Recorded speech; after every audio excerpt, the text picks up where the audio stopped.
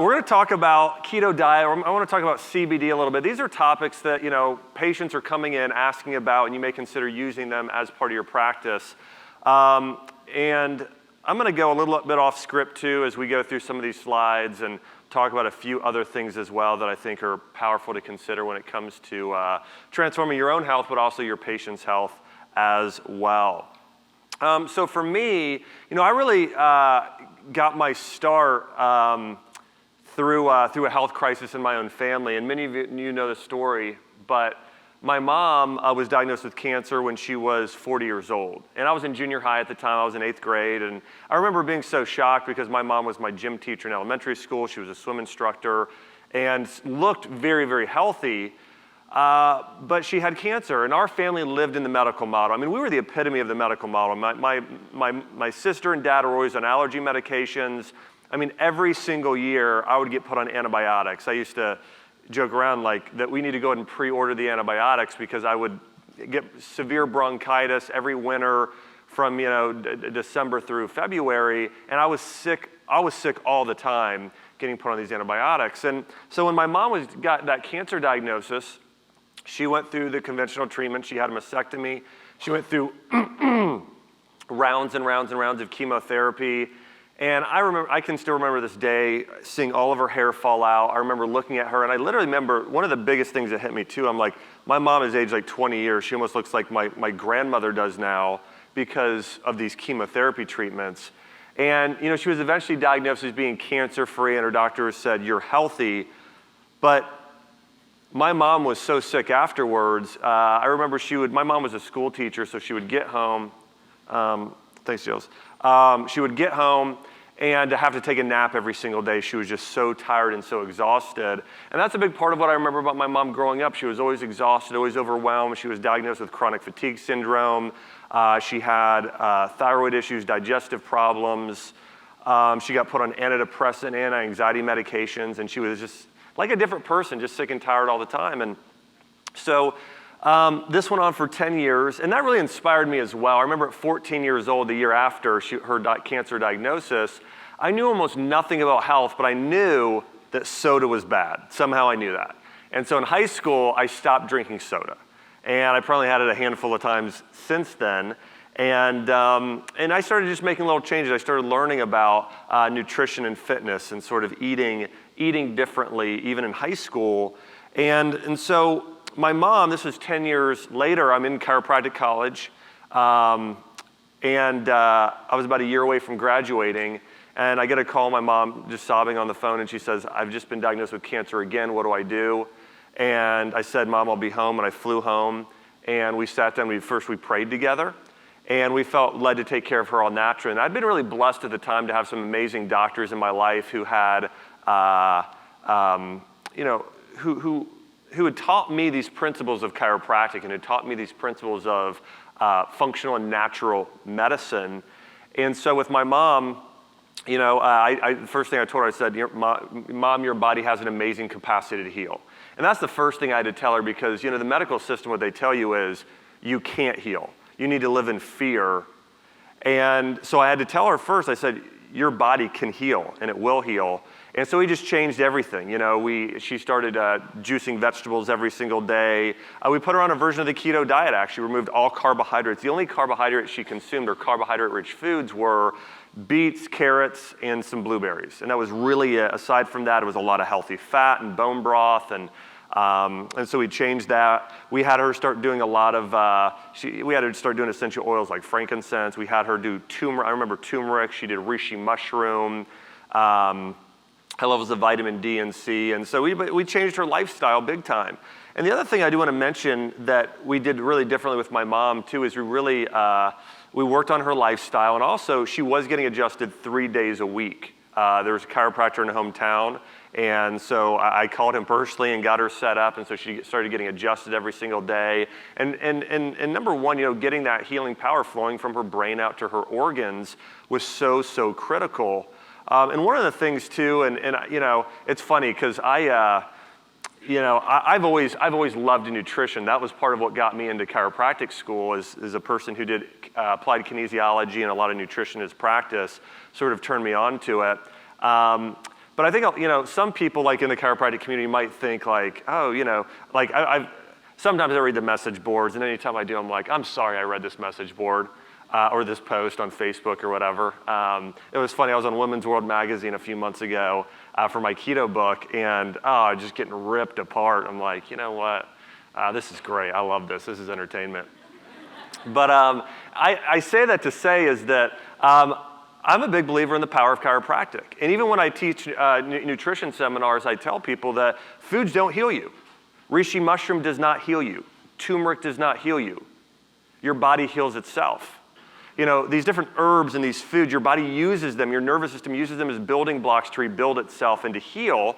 And certain foods are going to cause interference. Certain foods are just going to create harmony, improve signals, whether it's hormonal or electrical, these neurological impulses going out to your body. That's what food helps with that, but it doesn't heal you. And so as I'm talking about this, I just want to create this awareness of the body heals itself, and it's important to understand. That's a principle of nutrition. There are a lot of chiropractors, there's a lot of naturopaths, there's a lot of integrative medical doctors or integrative chiropractors who still think that a supplement heals the patient. And I want to be clear that it doesn't. Supplements and foods do not heal you, but they're critical because of how your body uses those in its ability to heal itself. And so another thing I'm going to talk a little bit about today is traditional Chinese medicine and how that can work within the body and practice and sort of the mindsets there in healing. And so jumping back to this, my mom, she got adjusted every single day.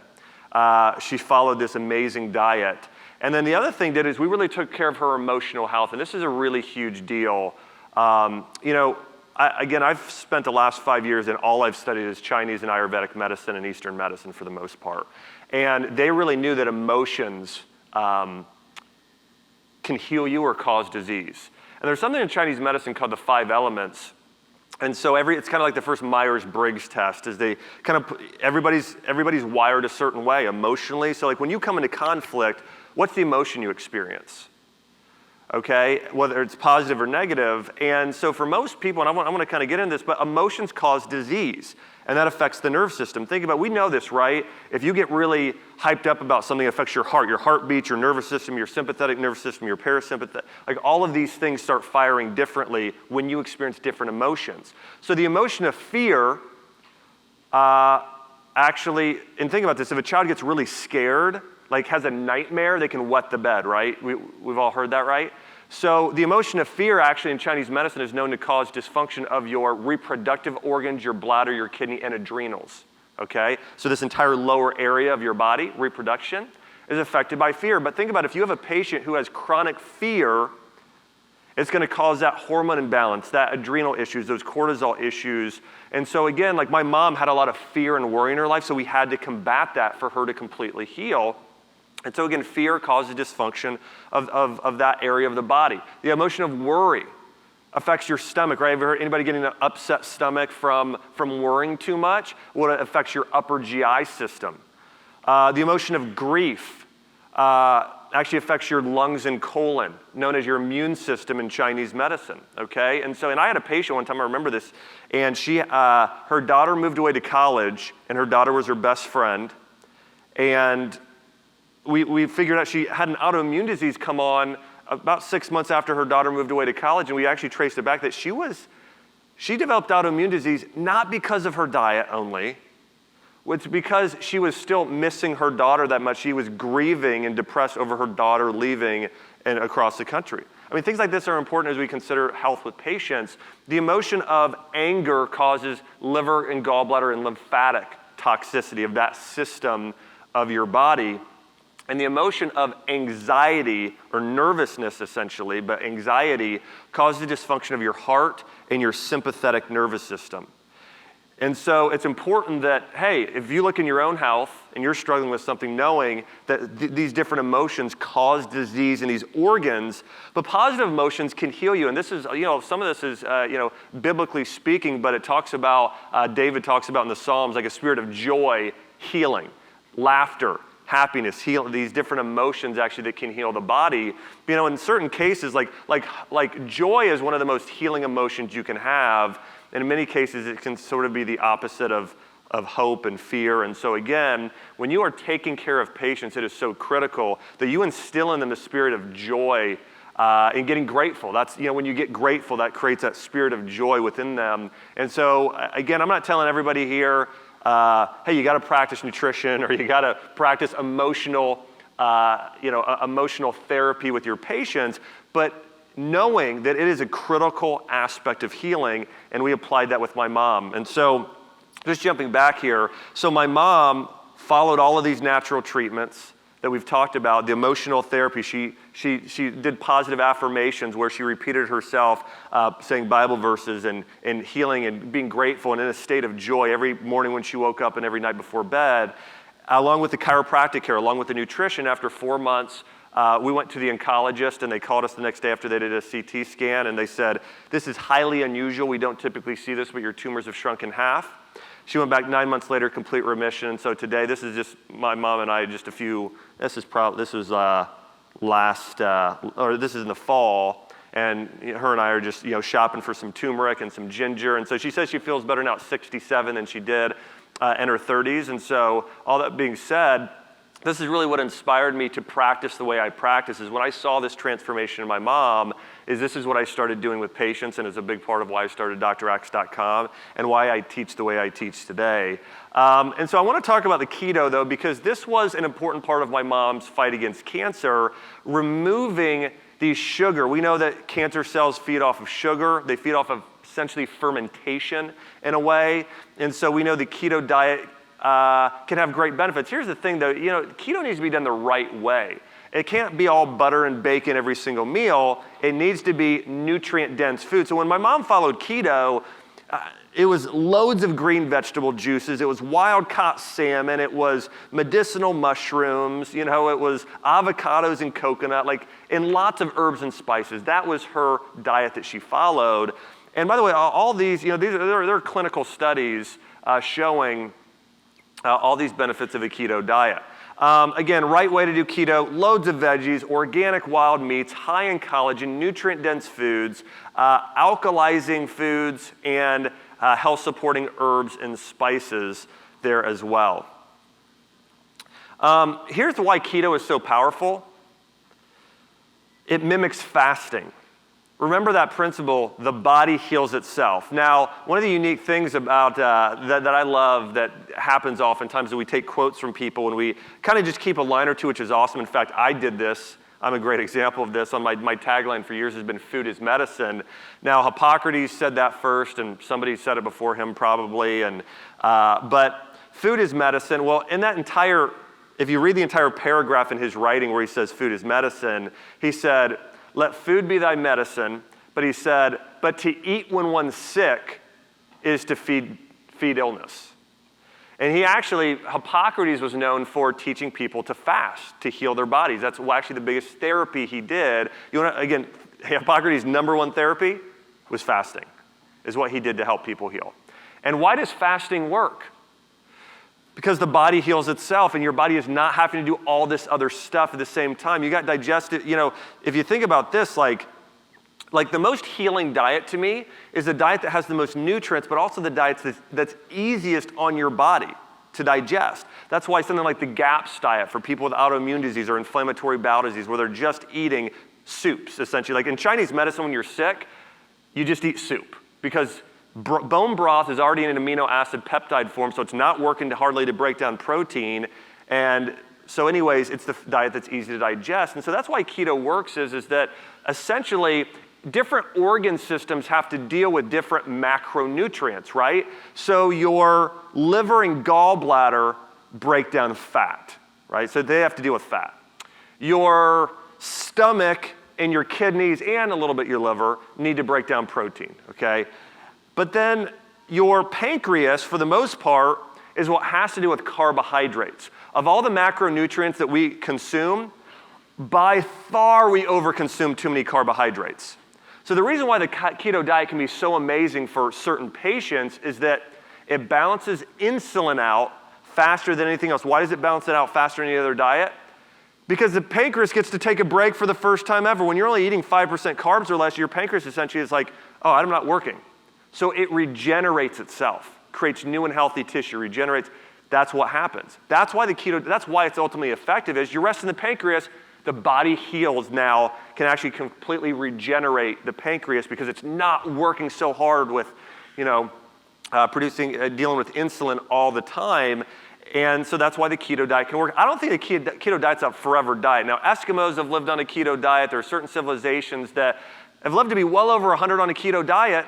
So it can be amazing, but I'd consider it more like a long-term fast, right? It's created to mimic fasting. It's more like a long-term fast created for, especially people with neurological disease like Alzheimer's, insulin issues like diabetes. In fact, most hormonal issues are insulin-related. Polycystic ovary syndrome. In fact, there's studies on the keto diet for PCOS that are really fantastic. Actually, most issues with fertility, like when I took care of women with fertility, chiropractic adjustments, sometimes that was all they needed, right? But then when I would need to get in with diet with them, it was lowering those carbs, increasing the healthy fats, balancing insulin, and then insulin helped balance out progesterone and estrogen and cortisol and melatonin, all these hormones to allow the body to finally heal or to allow the increased fertility there as well. So again, the keto diet, I think it can be done for most people like a long-term fast. But generally speaking, once people get off of it, they just need to be more conscious of not over-consuming carbohydrates and getting more of those healthy fats, more of those unique protein sources like collagen, which is going to help the body then heal. Just want to talk about supplements on a keto diet here. I'm just going to go over this slide pretty quickly. Exogenous ketones, I think for people that are looking to get into ketosis and lose weight quickly, those can be good. It's not what I personally take necessarily. I think that on this list, like a bone broth protein or a collagen powder is one of the best things for people to take on keto. MCT oil can be great, probiotics there as well. And then things that are green, just getting more of those greens. As a society, we consume less herbs and spices than any other nation. Do you guys know that? Have you guys ever been to the Middle East or India or Asia? And you go into a market or someone's home, and it smells like herbs and spices. In their markets, everywhere you go. And if you go into a grocery store in America, it smells like nothing. Or maybe bleach, okay?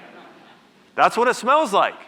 There's a book called The Okinawan Diet, and they found that on average, if we're talking about just antioxidant consumption via herbs and spices, the Okinawa, Japan consumes 8 times the amount of antioxidants or the amount of herbs and spices that we do. When I use the word food is medicine, it's most true for herbs and spices.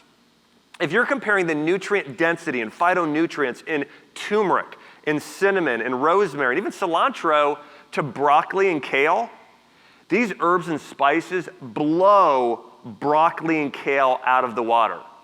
It's why in Chinese medicine, when somebody's looking to heal, they used food as medicine, but you know what else they used? Even more so is herbal tea. They use herbs, they use mushrooms, they use these things that have much more powerful effects than even the food we consume. And so of all the things that I typically teach people today, it's like, hey, if you're gonna change 2 things, get more herbs and spices and get more bone broth because we're missing so much collagen. And again, this is on the keto diet, but in general, and the reason I put, these are the top herbs and spices for keto diet is, turmeric is so anti-inflammatory. Black seed is so bitter, which in turn is going to really support fat digestion. Cinnamon really balances insulin and glucose tolerance factor better than any herb. Rosemary works really uniquely on the brain and has anti-inflammatory benefits. Ashwagandha really supports lowering those cortisol levels, so it's going to support metabolism in that way. And milk thistle supports liver regeneration. So if you're on a keto diet and you are consuming more fat, that organ system of liver and gallbladder need more support, and that's why milk thistle is so fantastic if you're on keto there as well. So I just had a book come out. I actually created some different multiple plans here on keto. We have a keto cancer plan very specifically. But I'm reading this and I'm like, why is that not on there? So this presentation, my team is ultimately compliant now. So, and it drives me crazy. So we don't, oh, we're calling it cellular health plan, that's why, okay. But anyways, so we have a cellular health plan in there, collagen plan, and so we sort of create different plans we have a intermittent fasting meets keto plan, and so this is a great book if you want to check it out. And you can buy it online, or it's available in most bookstores there as well. But this is a good thing for patients, especially if they want to do keto as well, because we have 30-day meal plan, shopping guide, all that kind of stuff. All right, so one of the things you guys are going to get asked about, and I wanted to kind of go through just a quick training on the endocannabinoid system in CBD, because again, everybody, everywhere is, listen, and we're just at the beginning, you just wait. CBD is gonna be in everything from beer to pizza crust. Promise you. How do I know that? Because, you know, I have a CBD line that launches in a week, and we're putting it, well, we're not putting it in pizza crust, but we are putting it in a lot of cool stuff. So, all that being said, so your endocannabinoid system is really unique. You have receptor sites all over your entire body, and what the endocannabinoid system is partly responsible for, by the way, the endocannabinoid system is most connected to your nervous system and your enteric nervous system, so your brain and your gut. And there are lots of different cannabinoids, from THC to CBD to CBC to CBG to all the CBN, all these different cannabinoids. And THC acts most directly on CB1. And so you'll see here on some of these charts here, like your brain has mostly CB1 receptor sites. And that's why THC, that part of the cannabis or hemp plant, by the way, cannabis and hemp are the exact same plant. People think they're like different plants. Cannabis is hemp. Hemp is when a cannabis plant has less than 0.3% THC content within the plant. So it's been bred that way.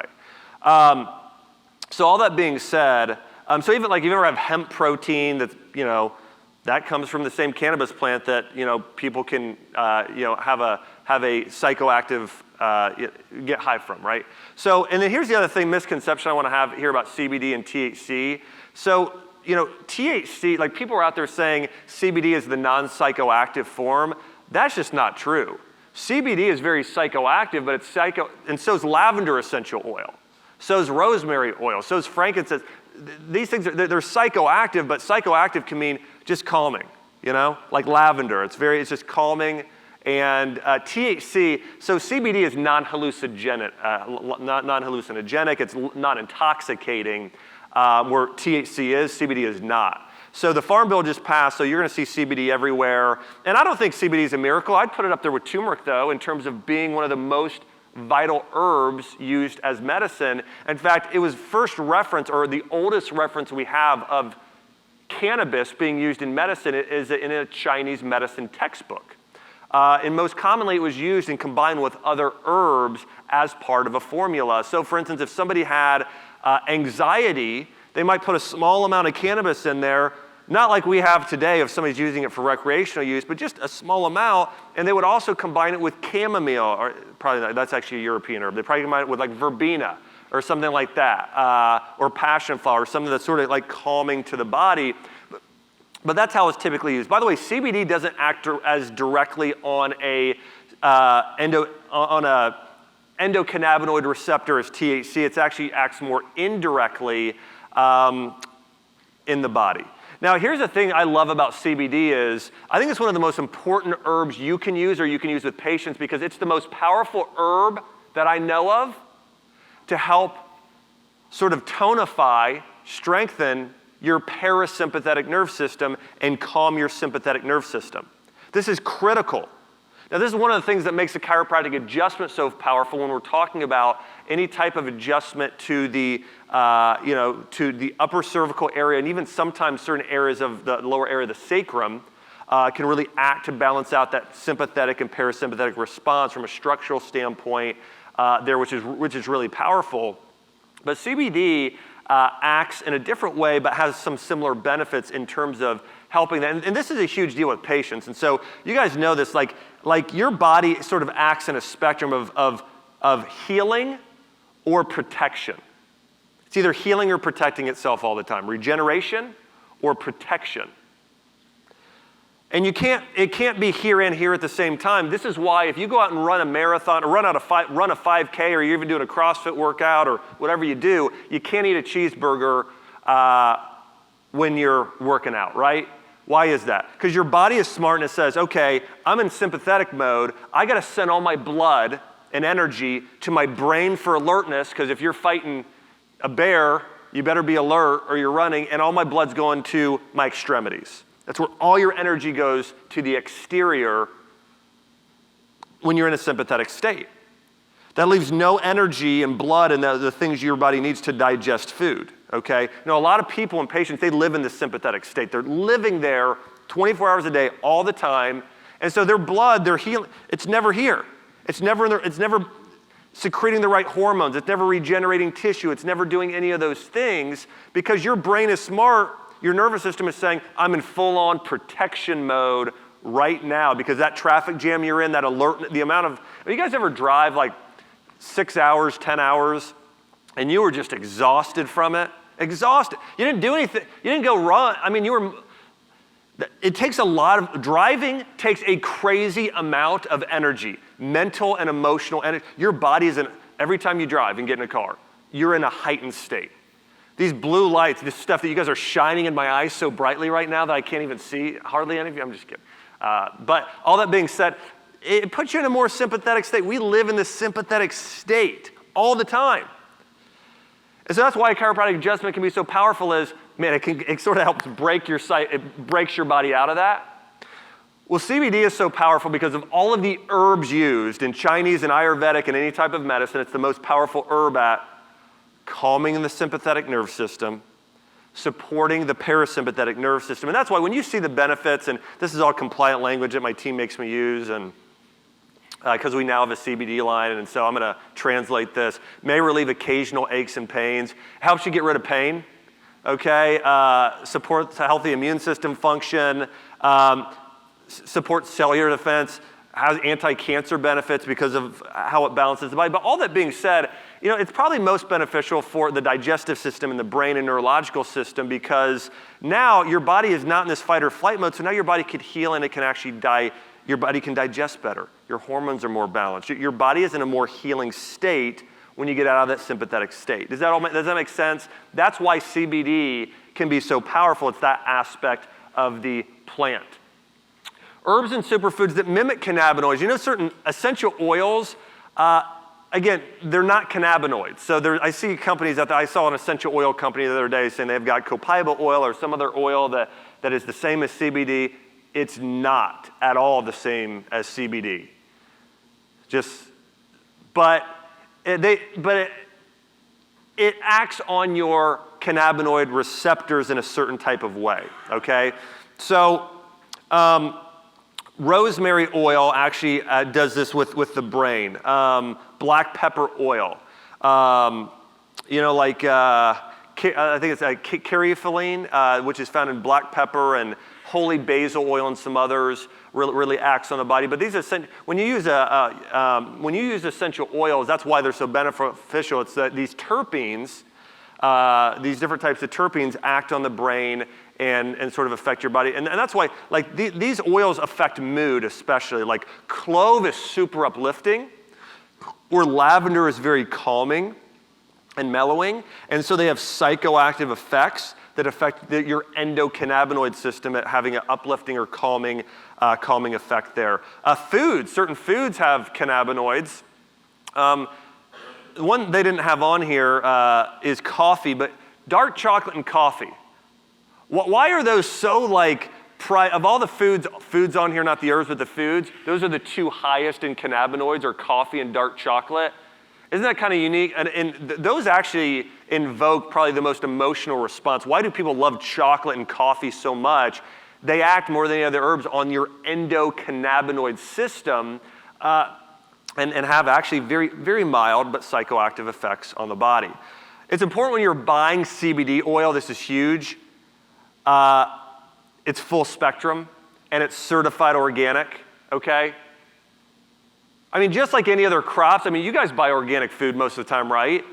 I mean, these crops are highly sprayed, and it changes the compounds. Like coffee is probably the most sprayed crop out there. And if you ever drink coffee and you kind of get jittery, I mean, it's that, you know, that means that it's typically not organic, or it hasn't been shade grown and it's not grown properly. And so it has high levels of caffeine but low levels of theanine.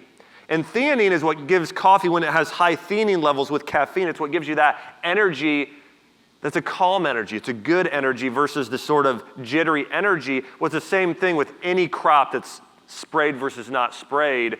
So when buying CBD oil, make sure it says USDA certified organic, a seal on there. You want to make sure it's full spectrum. There's a company out there now, and I'm surprised they're this ignorant, but their whole thing is no THC. And we understand this, like THC, it's not good, it's not bad. I mean, people abuse it, it's been abused. But THC is more effective than CBD at getting out of chronic pain. But THC has sort of like, it works synergistically together, okay, with CBD. So like you never want to buy a brand that says no THC. You want a small amount there, because that activates the CBD in a lot of ways and works synergistically together, okay? So anytime you're buying CBD oil, make sure it's full spectrum, and that's gonna help provide these compounding effects.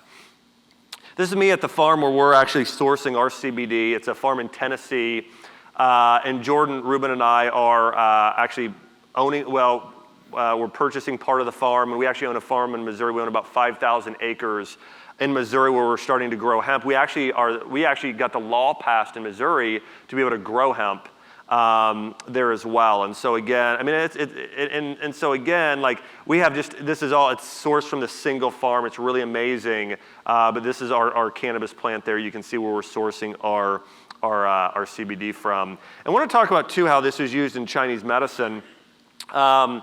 So as I mentioned before, it was typically used in formulas. And so one of the things Jordan, Ruben, and I have done is we've created these we're really excited, these pretty incredible formulas using CBD, but mixing them with these ancient herbs to create these different CBD formulas. So we have a CBD formula for the brain, and we mix together CBD along with Bacopa. And by the way, let me just, before I jump in, say this too. A lot of formulators today just say, I'm going to take a bunch of herbs that I think are good for the liver, I've heard are good, and throw that in a formula. A lot of supplement companies do this. But in Chinese medicine and Ayurveda, they knew that when you combine certain herbs together, that they actually had a very synergistic effect. And I'll give you an example of this. And this is what's so funny about Eastern medicine and then Western. But 8 years ago, a study came out saying when you consume turmeric, you should take it with black pepper. It was actually curcumin and piperine, which is the activating compound in black pepper. Do you guys know I'm talking about that study, like you should consume turmeric with black pepper? And the medical community was like applauding themselves, like, wow, we had a breakthrough, it's amazing. The recipe for turmeric golden milk or turmeric golden tea, the ancient Ayurvedic recipe, it's 3,000-year-old recipe, was turmeric plus a warming spice blend. They called it trikatu, which is black pepper, long pepper, ginger, and then mixing that with ghee, sometimes coconut if it was more like Thailand, but typically something like ghee, and that healthy fat. How did they know 3,000 some years ago that in order for your body to fully absorb turmeric, you have to take it with warming spices? Now the medical community, they're so black and white how they think it's got to be black pepper. It's just got to be a warming spice. What are warming spices? You ever eat something really hot and spicy? You start sweating, it opens up your pores. Guess what else happens when you have warming herbs and spices? They open up your, they open up your cardiovascular system to then allow things to get throughout your entire body. That's all warming herbs. So whether it's black pepper or long pepper or ginger or clove, something very warming, they're going to have the same effect. So all that being said, and then, so they knew that you take turmeric, you combine it with warming spices, and then they went further than most medical companies do today, and they said, ghee, we know today that every cell has a lipid bilayer is made up of fat, and that fat supports absorption actually there's clinical studies on it supporting herbs, supporting digestion of vitamin D, all kinds of things. But so all that being said, so when I'm doing formulations now, and Jordan, we have this in mind that, okay, you're combining these warming spices with something like turmeric, which is anti-inflammatory, consuming it with fat for absorption. Like the ancient Chinese libido boosters weren't just, horny goat weed. It was like, we're going to take a ginseng, which is a really strong energizer for yang energy in the body. We're then going to pair it with an herb like dong quai, which builds blood because it's so rich in iron. And then we're also going to combine that with an herb that kind of moves it to that area. Anyway, so all that being said. CBD brain formula, we put in Bacopa, that's an adaptogen. It sort of boosts and elevates your brain power and thinking. Ginkgo helps memory. Lion's mane actually is the #1 medicinal mushroom and one of the top in this family of herbalism to support healing your gut-brain connection. Okay? And then rosemary oil also has an anti-inflammatory component. So these are herbs we combine for brain formula. Pain formula, turmeric because it's anti-inflammatory. Black seed because it activates the liver, which moves things through your body.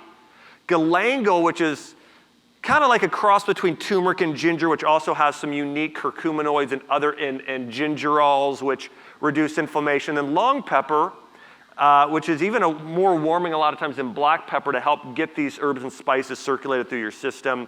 An immune formula, astragalus, which really strengthens the connection between your digestion and your immunity.